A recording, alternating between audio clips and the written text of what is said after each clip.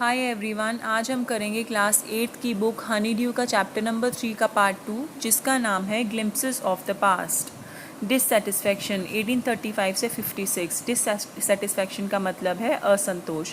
Education in India was in Persian and Sanskrit.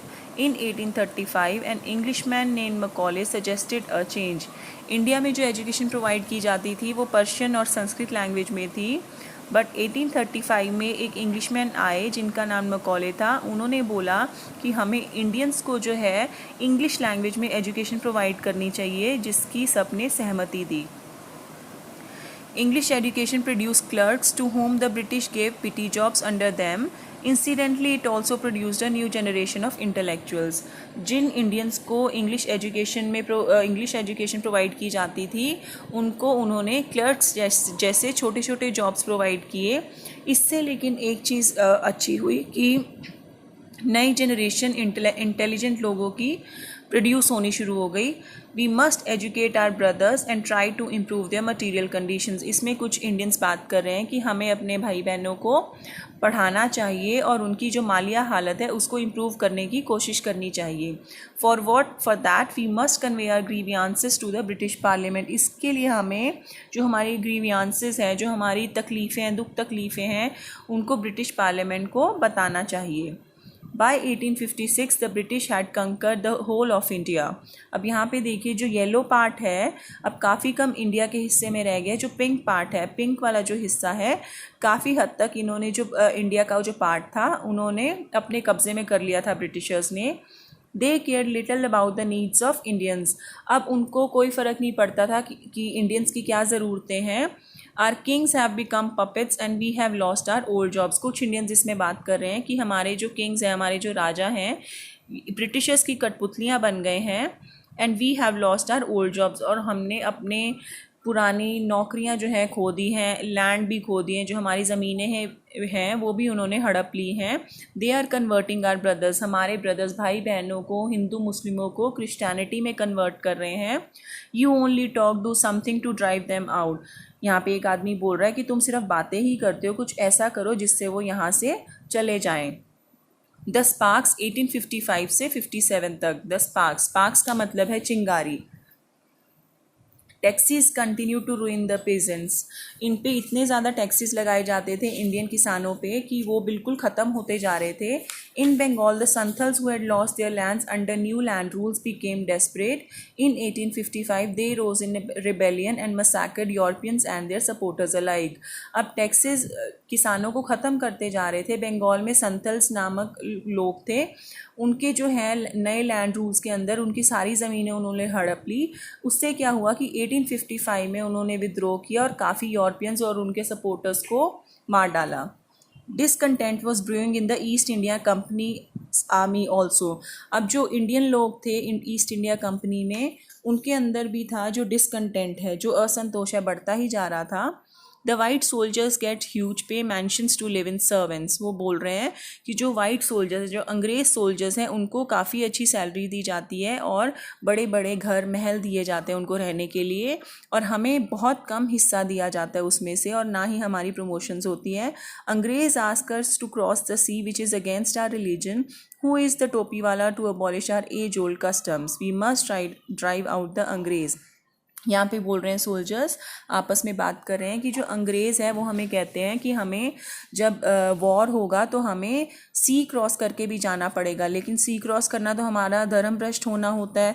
तो ये हमारे पुराने कस्टम्स को कैसे हमें बोल सकते हैं कि चेंज करने के लिए हमें इन अंग्रेज़ों को बाहर निकाल देना चाहिए। सिपाही Mangal Pandey attack the adjutant of his regiment and was executed. सिपाही मंगल पांडे जो थे उन्होंने एक आदमी को, जो इंडियन सोल्जर अंग्रेज़ों का सोल्जर था, उसको मार गिराया था, जिसकी वजह से उनको फांसी हो गई थी। Thousands of other sepoys revolted. They were stripped of their uniforms, humiliated and put in irons. हज़ारों जो सिपॉयज़ थे उन्होंने रिवोल्ट किया, लड़ाई की, और उससे क्या हुआ कि उनको उनके सोल्जर्स से यूनिफॉर्म से हटा दिया गया, ह्यूमिलिएट किया गया और उनको सलाखों के पीछे बंद कर दिया गया। Few Englishman had care to understand Indian customs और द पीपल्स माइंड। कुछ जो अंग्रेज़ थे वो थोड़ा सा इंडियंस को समझते थे और उनकी केयर करते थे। O proud Brahmin soldiers, do you know that the grease on the bullet you have to bite is made from the fat of cows and pigs, what the white man has deceived us to. इसमें बताया गया है कि जो पहले ज़माने में जो था बुलेट्स के ऊपर ग्रीस लगा होता था और जो इंडियंस थे उनको अपने मुंह से ग्रीस को हटाना होता था। जब उनको ये पता चला कि जो ग्रीस था जो वो अपने मुंह से हटाते हैं और बुलेट तब डाला जाता है जब वो ग्रीस को हटाया जाता है बंदूक में, वो जो ग्रीस था वो काउज और पिग्स के स्किन से बनता था, उसके मांस से बनता था। जब उनको ये चीज़ पता चली तो उनको बहुत दुख हुआ, क्योंकि काऊ जो है इंडियंस पवित्र मानते हैं काऊ को, और पिग्स का मांस कभी भी मुस्लिम नहीं खाते हैं। तो ये चीज़ उनको बहुत बुरी लगी। उन्होंने बोला कि जो इंग्लिशमैन हैं उन्होंने उनको धोखा दिया। Soon chapatis were sent from village to village to tell the people that their emperor would want their services. Yes, all my village men will be ready.